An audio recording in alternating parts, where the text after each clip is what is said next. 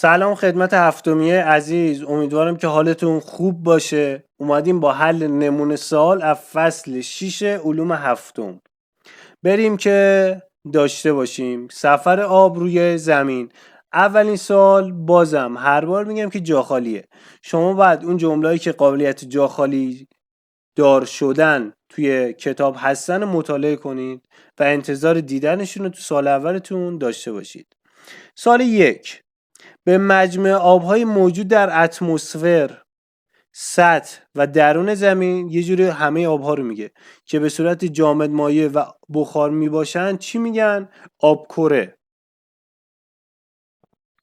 آبکره میگویند.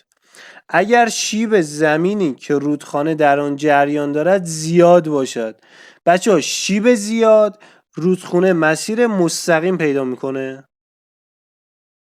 مستقیم. اگه شیبش کم باشه حالت مارپیچ. 3. شکستگی های قسمتی از سنگکره سبب تشکیل دریاچه‌ای مانند دریاچه، بچه علتو گفتم خیلی مهمه، قسمتی از سنگکره که شکسته سبب تشکیل دریاچه‌ای به نام دریاچه ارومیه میشه.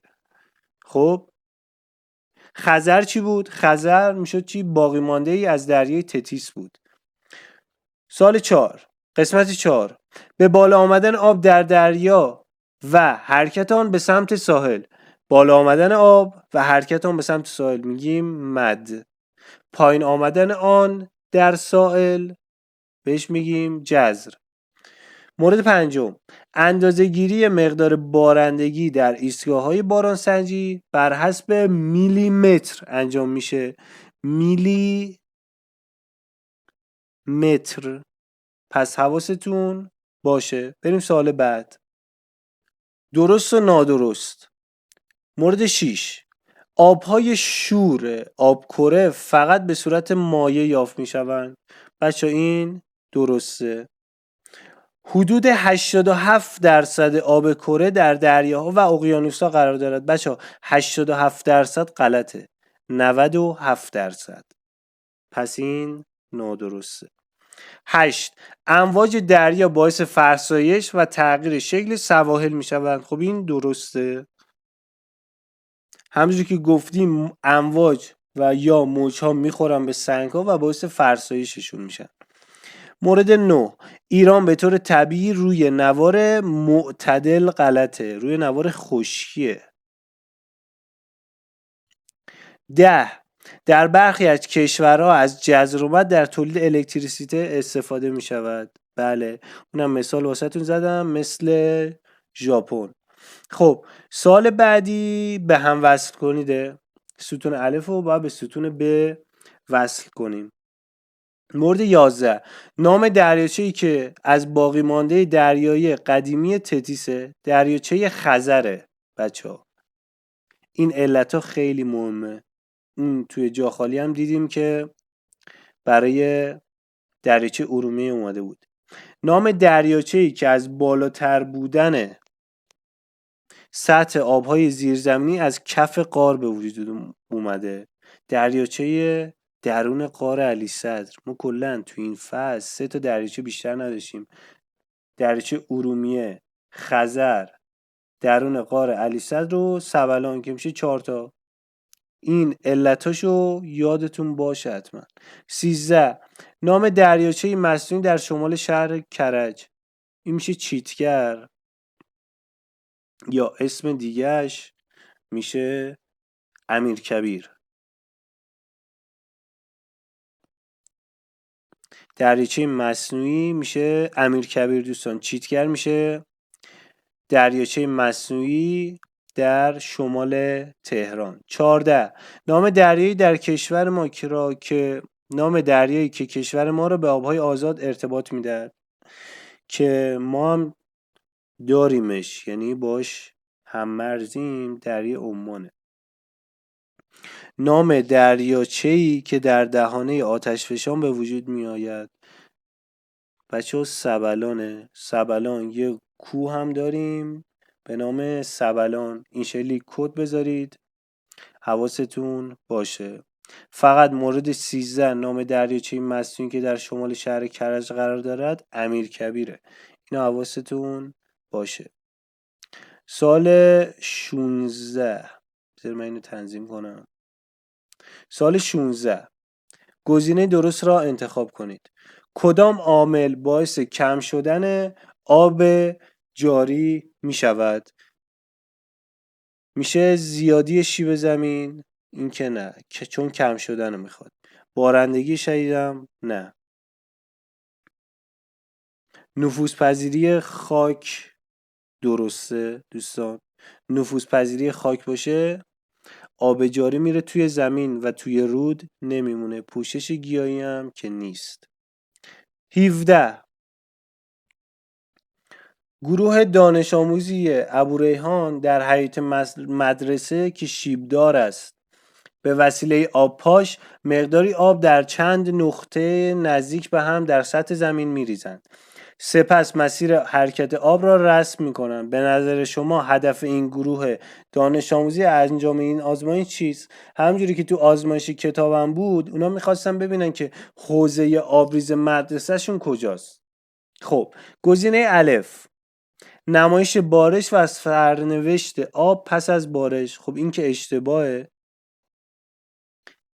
نمایش حوزه آبریز. بچه آزمایش کتابو بهتره یه بار یه نگاهی بندازید. جریان آب رودخونه که اینم اشتباهه. مسیر مارپیچ آب در زمینهای کمشیب، اینم نیست. این سال توی آزمایش طرح شده بود. سال 18. کدام یک از منابع آب شیرین کمتر از بقیه مورد استفاده قرار میگیرد؟ بچه ها میدونید که آبهای جاری داریم اینجا، آبهای زیرزمینی داریم و آبهای پشت سد و یخچال ها رو. یخچال ها که تو قطب شمال بودن و آبهای جاری هم که تو رودخونه. آبهای جاری کمتر مورد استفاده قرار میگیره. آبهای جاری نه. آبهای جاری بیشتر مورد استفاده قرار میگیره. پس این غلطه. یخچال ها از همه کمتر مورد استفاده قرار میگیرن. به چه علت؟ برای اینکه دماشون خیلی بالاه و توی قطب شمال یا جنوبن یا بخش کوهستانی یخچال ها رو یادتون هست تو متن کتاب بود. اونا رو نمیشه به راحتی ازشون استفاده کرد. آبهای زیرزمینی که ماشاءالله تا دلت بخواد ازشون استفاده میکنن. آب پشت سدا هم که کلا جمع کردن تا استفاده کنیم. پس کمتر از بقیه میشه یخچال ها، چون دماشون خیلی پایینه و خیلی یخ و یخبندونن. پس اینو حواستون باشه. سال 19. اگر قطرات آب در هنگام پایین آمدن از توده هوای سرد. بچه این توده هوای سرد تعریف چی بود؟ این توده هوای سرد و هر وقت شنیدید قطرات باران از توده هوای سرد رد میشن و باعث ایجاد تگرگ میشن. این دقیقاً تعریف تگرگه. 20. علت اصلی به وجود آمدن سونامی چیه؟ بچه ما میدونستیم آتش فشان‌ها و زمین لرزه‌های دریایی. وقتی که واسهتون ژاپن هم مثال زدم که گفتم این کشور حالت جزیره‌ای داره که دور یه عالم آتش فشان هست دورش تو آب و زمین لرزه‌های دریایی خیلی زیاده تون. پس گزینه جو انتخاب میکنیم. سال بعد به پرسش‌های زیر پاسخ کوتاه دهید. 21. دو مورد از کاربردهای جزر و مد را بنویسید. گفتیم که بعضی از کشورها از جزر و مد تولید الکتریسیته میکنند. تولید الکتریسیته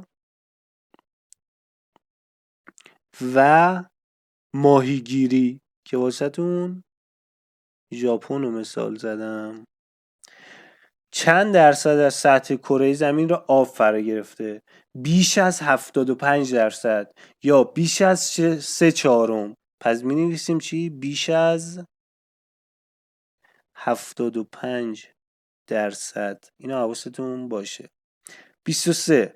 اگر در مسیر رودخانه بستر آن به طور ناگهانی دچار اختلاف ارتفاع، یادتون باشه بچه اختلاف ارتفاع چی بود؟ مثال زدم آبشار. چه پدیده‌ای به وجود میاد؟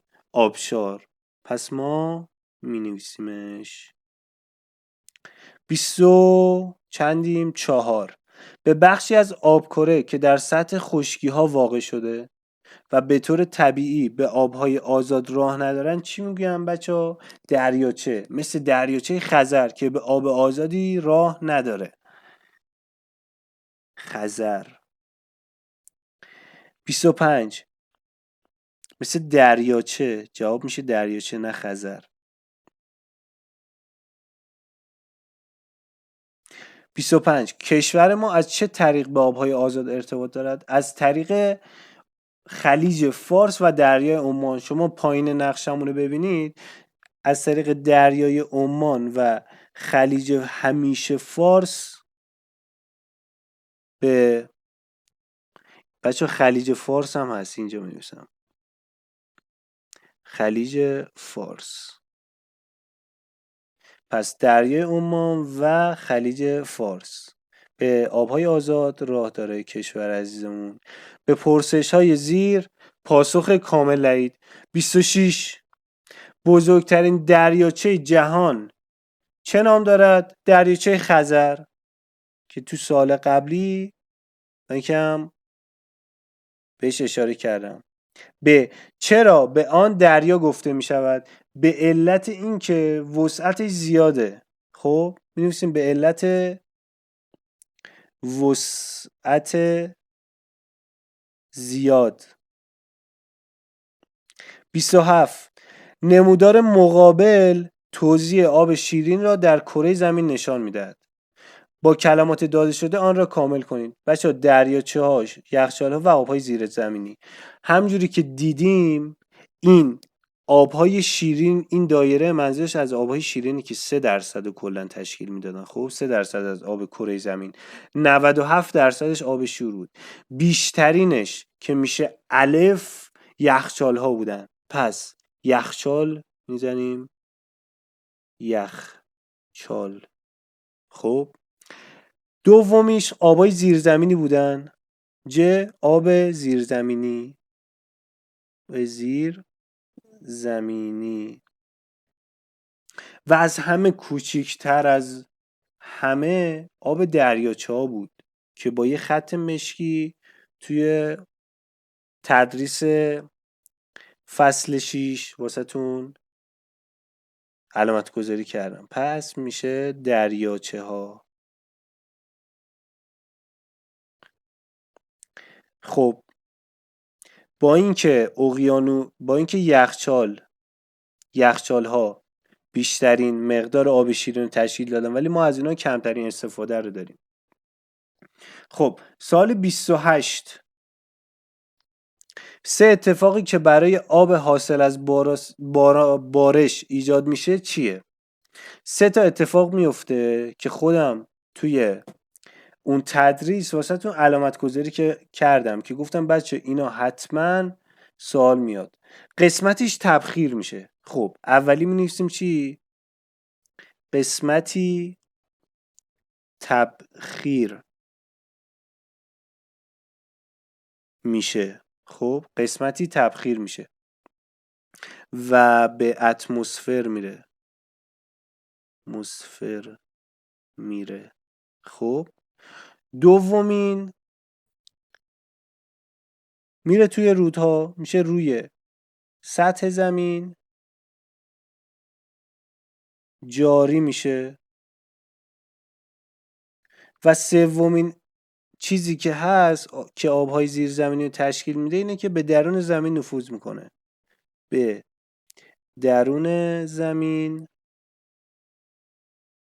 نفوذ میکنه. پس این 3 مورد رو حتما یاد بگیرید. قسمتش تبخیر میشه و به اتمسفر میره. 2 روی سطح زمین جاری میشه و 3 درون زمین نفوذ میکنه. سال 29 مهمترین منابع آلوده کننده رودخانه را نام ببرید. 3 مورد هم گفته کافیه. دوستان 3 مورد رو مثلا میتونید بنویسید: مواد سمی مثلا حاصل از کود و سموم شیمیایی یا کشاورزی. مواد سمی حاصل از حاصل از کود و سموم کشاورزی. خب خیلی بد خط نمیشم، ولی خب مواد سمیه حاصل از کود و سموم کشاورزی. دو مثلا میتونیم بنویسیم فاضلاب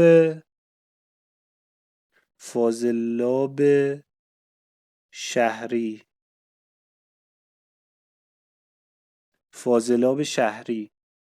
و سومیش که توی رودخانه ها گفتم پسماند و آشغالشون میریزن، اونم فاضلاب کارخونه هاست. بنویسید پسماند کارخانه ها.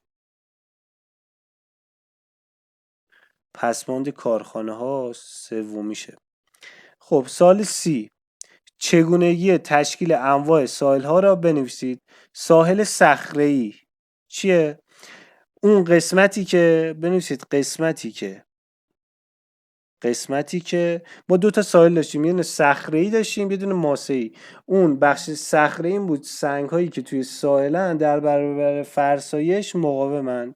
قسمتی که دارای سنگ های مقاوم به فرسایش هست. پس قسمتی که دارای سنگ های مقاوم به فرسایش است باعث تولید ساحل صخره‌ای میشه. ساحل ماسه‌ای چیه؟ قسمتی که دارای سنگ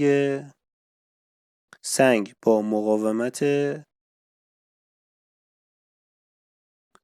کمتری است. دارای سنگ با مقاومت کمتری است که ساحل به صورت هموار و چیه؟ و ماسه‌ای. پس حواستون باشه. سال 31، سرعت آب رودخانه ها به چه عواملی بستگی داره؟ بچه‌ها سرعت آب رودخانه ها به عوامل متعددی بستگی داره. مثلا ما دو تاشو بخوایم الان نام ببریم، یه دونه شیب زمینه. خب مثلا یک شیب زمین. خب شیب زمین. دومیش پوشش گیاهی باشه. اگه پوشش گیاهی توی اون منطقه زیاد بشه سرعت رودخونه کم میشه. یا مثلا شدت بارندگی. اگه شدت بارندگی هر چقدر بیشتر باشه سرعت رودخونه بیشتره. شدت بارندگی. خب 32، مفاهیم زیر را تعریف کنید. بچه ها گفتم جذر و مد اصلا امکان نداره که نیاد. و حوزه آبریز. بچه ها جذر و مد چی بود؟ به بالا آمدن آب و حرکت آن به سمت ساحل مد. پس یه بار دیگه مد چیه؟ به بالا آمدن آب و حرکت آن به سمت ساحل مد میگویند. جذر چیه؟ به پایین رفتن آب در سواحل جذر میگن. حالا حوزه آبریز چیه؟ حوزه آبریز منطقه‌ای که آبهای سطحی آن توسط یک رود و انشابات آن از نقاط مرتفع به سمت نواحی پست‌تر حرکت میکند میشه حوزه آبریز نام داره. پس چی شد؟ یه بار دیگه آروم میگم. منطقه‌ای که آبهای سطحی آن توسط یک رود یا انشابات آن از نقاط مرتفع به سمت نقاط پست‌تر. پس چی شد؟ آبهای سطحی آن توسط یک رود یا انشابات آن از نقاط مرتفع میان به کجا؟ نقاط پست‌تر که به اون حوزه آبریز میگن. 33، نحوه تشکیل برف و تگرگ. بچه ها تگرگ کی؟ تگرگ کی رخ میداد؟ وقتی قطره باران از یک توده هوای سرد گذر کنه. تگرگ و اون وقتی قطره باران از یک توده هوایی سرد عبور کنه تبدیل به تگرگ میشه. حالا تشکیل برف چیه؟ هر موقع تو فرایند متراکم شدن ابرها دمای هوا خیلی کم باشه، رطوبت هوا به شکل برف به سطح زمین میرسه. پس چی شد؟ هر موقع در فرایند متراکم شدن ابرها دمای هوا خیلی کم باشه، رطوبت هوا به شکل برف به زمین میرسه. سوال 34. رودهای دشتی با رودهای کوهستانی را با یکدیگر مقایسه کنید، که یک سوال خیلی خوب میتونه باشه. سرعت رودهای دشتی کمه بچه‌ها، چون شیبش اونقدر نیست. این رودهای کوهستانی دیگه میزنیم دشتی سرعت کم و چون شیب زیادی نداره مسیر مارپیچ.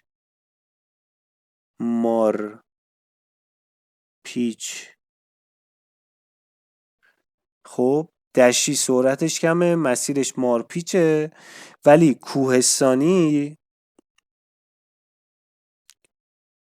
کوهستانی چه شکلیه؟ چون شیبش زیاده سرعتش زیاده، سرعت زیاد و مسیرش چون سرعتش زیاده مسیرش مستقیم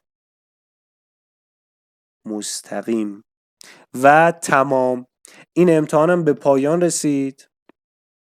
امیدوارم که استفاده کرده باشید دوستان.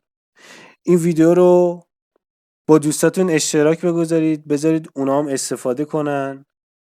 بعد این ویدیو رو همونجوری که تو جلسه تدریس گفتم یه بار تند ببینید، یه بار آروم ببینید وقتی من دارم حل میکنم و توضیح میدم، یه بارم بعدش تند ببینید. موقعی که به قبل سوال میرسه استوب بزنید، خودتون جواب بدید، بعد اینکه جواب دادید پلی بزنید من حل کنم، ببینید درست جواب دادید یا نه.